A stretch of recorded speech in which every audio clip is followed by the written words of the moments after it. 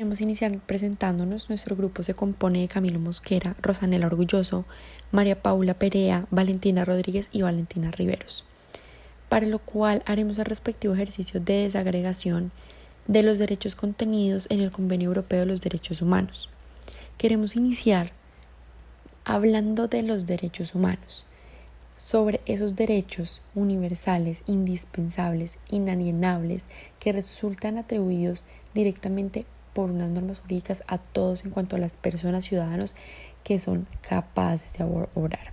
Esa es la definición que nos ha dado la lectura correspondiente a los fundamentos teóricos de los derechos humanos, la cual hace alusión también a que los derechos humanos son subjetivos porque son unas expectativas formadas entre las personas en una relación de acción u omisión, y en este caso nos habla de estados, empresas, de unos poderes fácticos y las personas frente a unos bienes primarios en los que se considera la dignidad humana, y a lo que también hacemos alusión a que vienen siendo esos derechos humanos o derechos fundamentales, los universales, por lo que se convierten en indispensables e inalienables, por lo que resultan atribuidos a las normas jurídicas en cuanto a personas, ciudadanos, que hacíamos alusión al principio de la definición.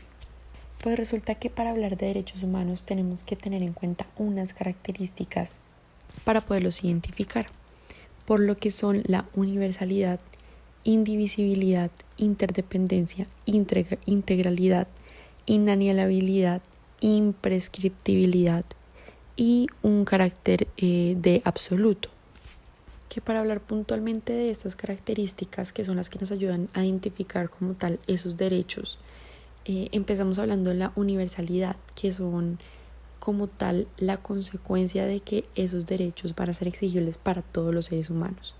Luego, cuando hablamos de una imprescriptibilidad, hablamos de que no se va a perder porque pase el tiempo, va a estar ahí. Al igual, cuando hablamos de inalienabilidad, hablamos de una restricción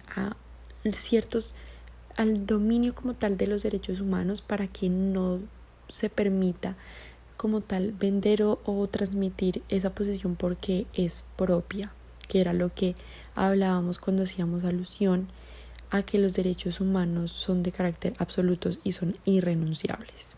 Al hablar de la indivisibilidad, estamos hablando como tal de una protección, de una jerarquización que podría llegar a suceder entre estados y con los estados frente a los derechos fundamentales.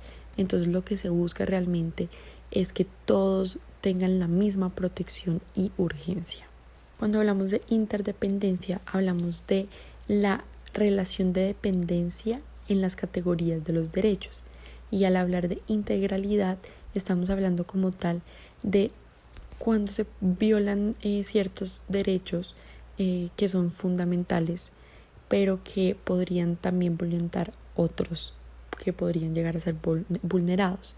Y cuando hablamos ya de carácter absoluto, que es como la última característica, hablamos de que puede pasar que se desplace una pretensión, ya sea moral o jurídica, frente a la situación de que ningún derecho es absoluto. Pero cuando hablamos y cuando entramos al tema de la lectura, vemos que bajo esa condición de absoluto obtiene una fuerza para los mismos derechos que los objetivos van a entrar a proteger. Para iniciar con el tema del ejercicio puntualmente de la desagregación, vamos a hablar entonces que el primer paso para empezar a desagregar los derechos fundamentales es la desagregación del derecho, tener el derecho que se va a desagregar, para poder identificar cuáles son esas obligaciones generales, cuál es la identificación de los elementos institucionales esenciales para el ejercicio de los derechos, y por último la identificación de los principios de aplicación, estos que entran en el primer paso de la desagregación del derecho puntual al que se le va a realizar, para posteriormente poder identificar de esas obligaciones generales, ya sean de respetar, de proteger, de garantizar o promover,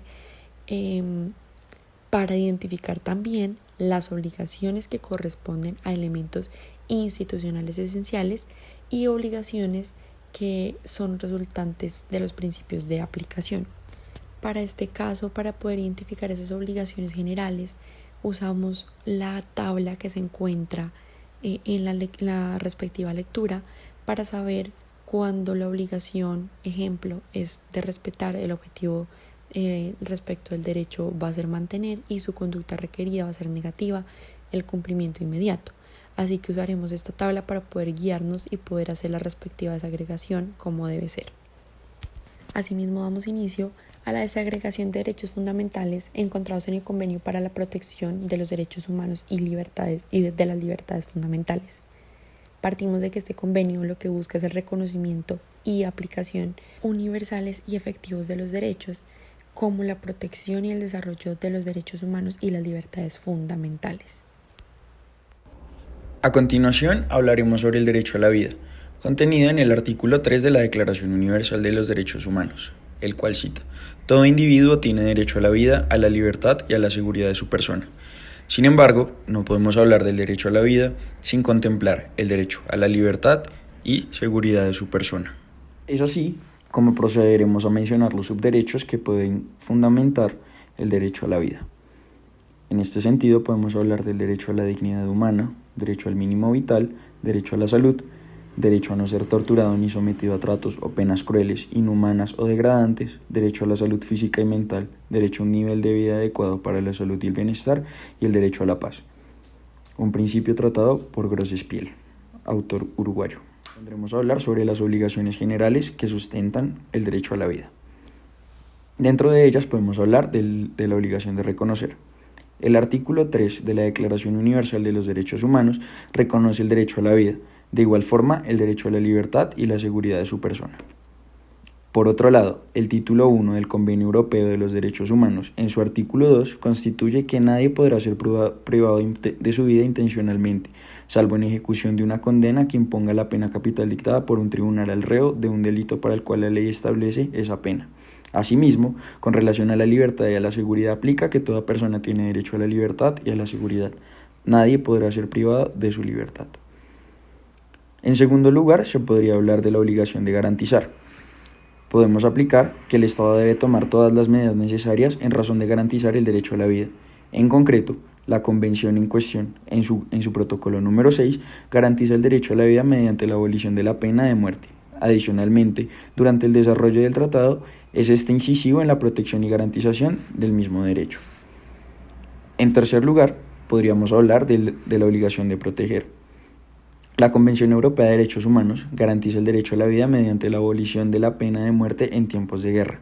En su artículo 2, protocolo 6, aplicando que un Estado podrá prever en su legislación la pena de muerte para aquellos actos cometidos en tiempo de guerra o de peligro inminente de guerra. Dicha pena solamente se aplicará en casos previstos por dicha legislación y con lo acordado en la misma. Dicho Estado comunicará al Secretario General del Consejo de Europa las correspondientes disposiciones de la legislación en cuestión. Dentro de los principios de aplicación se podría hablar del principio de igualdad y no discriminación. En este sentido, es necesaria la no discriminación a los sujetos del derecho en cuestión para un goce pleno del mismo. De igual forma, dentro de los elementos institucionales esenciales para el ejercicio del derecho, podríamos considerar la disponibilidad como uno necesario. Es así como el Estado debe disponer de lineamientos e instrucciones para que las personas cuenten con derecho de protección a sus vidas. En la Convención Europea de Derechos Humanos hemos encontrado los siguientes subderechos para hacer una correcta desagregación de derechos, como la libertad de circulación, derecho al debido proceso, derecho a la dignidad humana, derecho a la defensa, derecho a no ser condenado 2 veces por un mismo hecho, derecho a la justicia, a la reparación y a la no repetición, prohibición de la esclavitud y trabajo forzado, libertad de pensamiento, conciencia y religión, libertad de expresión, prohibición de la discriminación, prohibición del abuso del derecho, derecho al acceso a la justicia y el derecho a un doble grado de jurisdicción en materia penal. Esto quiere decir una segunda instancia. En cuanto a las obligaciones, en cuanto a la obligación de respetar, el Estado no debe vulnerar sus derechos con acciones y tampoco con omisiones. No debe crear leyes posteriores ni modificar para que se dé paso a que se vulneren estos derechos. No debe crear leyes que vulneren derechos ni tampoco instituciones que lo hagan.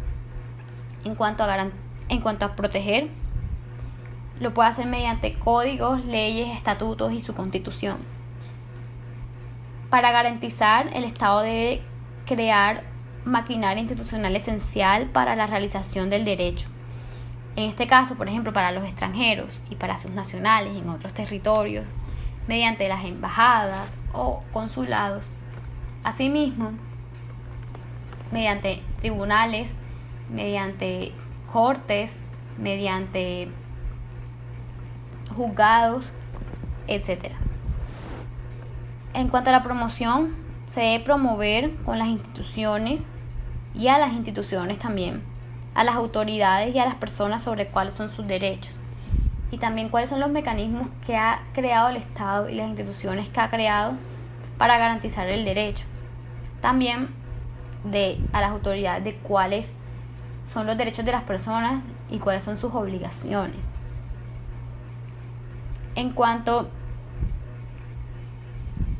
a la identificación de los elementos esenciales para el ejercicio de los derechos, en la disponibilidad, como el elemento implica garantizar la suficiencia de los servicios, el Estado debe crear instalaciones, debe crear servicios, mecanismos y procedimientos para materializar el derecho. Ya lo hemos visto, embajadas, consulados, mecanismos como la tutela para garantizar la efectividad de estos derechos. En cuanto a la accesibilidad,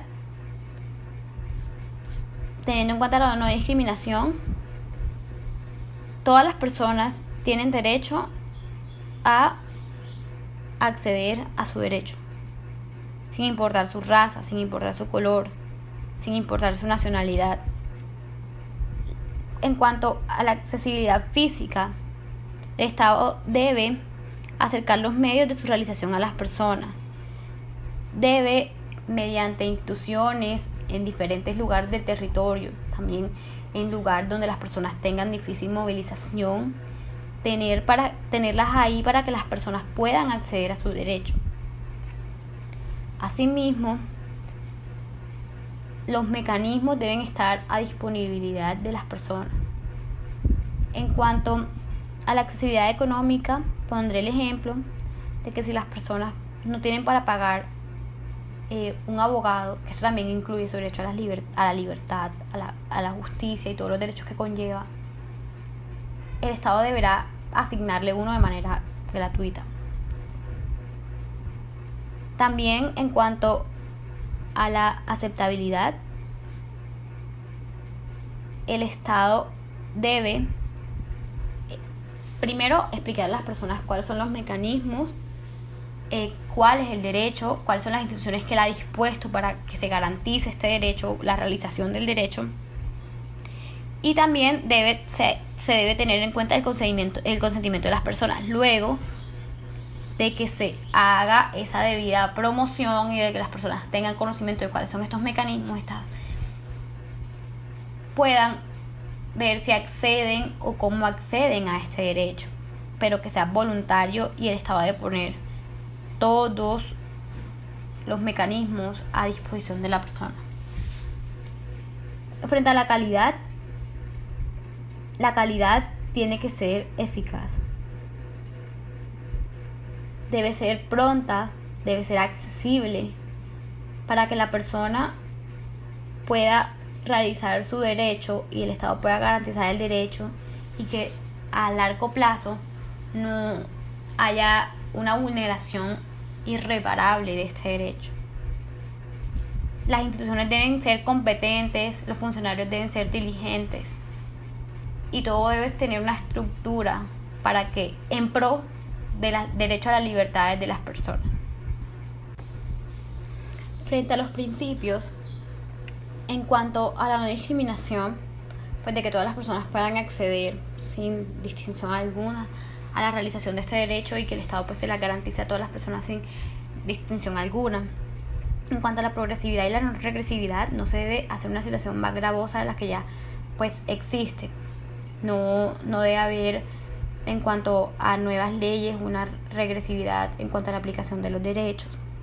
El máximo uso de los recursos, el Estado debe garantizar y brindar todos los recursos en cuanto, por ejemplo, una persona que se le vulneró su derecho anteriormente y tiene derecho a una reparación, el Estado debe hacer una reparación justa. También debe crear mecanismos que sean eficaces, que el acceso al derecho sea pleno, sea constante, sea rápido, sea efectivo. Y esto lo puede hacer pues mediante, por ejemplo, funcionarios bien remunerados, mecanismos eficaces como la tutela a través de la economía procesal, etc. El derecho a la educación como derecho fundamental se encuentra en el protocolo adicional artículo 2 del Convenio Europeo de Derechos Humanos, y los subderechos que se dividen de este son la libertad de culto y la libertad de expresión. Como obligaciones encontramos la prohibición de negar el derecho a la educación a ninguna persona, y en cabeza del Estado, quien deberá respetar y asegurar a los padres que la educación respetará las convicciones religiosas y filosóficas. Como principios que le darán una aplicación más amplia a este derecho, encontramos la igualdad y la no discriminación para acceder a este derecho, y la progresividad con el que éste se debe llevar a cabo. Y principios de aplicación que permean el Convenio Europeo de Derechos Humanos, encontramos dos obligaciones generales y principales. La primera es que los gobiernos signatarios y miembros del Consejo de Europa tomarán medidas para asegurar la garantía colectiva de derechos y libertades. La segunda lo encontramos en el título tercero, artículo 53, que es la protección de los derechos humanos reconocidos, por el cual ninguna de las disposiciones del presente convenio se interpretará en el sentido de limitar o perjudicar aquellos derechos humanos y libertades fundamentales. Por otro lado, encontramos en los principios el protocolo número 12, artículo 1, en el cual se establece la prohibición general de la discriminación, por el cual el goce de los derechos reconocidos por la ley han de ser asegurados sin discriminación alguna, especialmente por razones de sexo, raza, color, lengua, religión, opiniones políticas o de otro carácter, origen nacional o social, pertenencia a una minoría nacional, fortuna, nacimiento o cualquier otra situación. El derecho a las elecciones libres con escrutinio secreto como derecho fundamental se encuentra contemplado en el protocolo adicional artículo 3 del Convenio Europeo de Derechos Humanos. El subderecho que se deriva de este es la libre expresión de la opinión del pueblo. Como obligaciones, encontramos que las altas partes contratantes deben organizarlas en condiciones que garanticen la libre opinión del pueblo. Asimismo, presentar al Secretario General del Consejo de Europa una declaración indicando en qué medida se compromete a que las disposiciones del presente protocolo se apliquen a los territorios que se designen en dicha declaración y de cuyas relaciones internacionales sea responsable.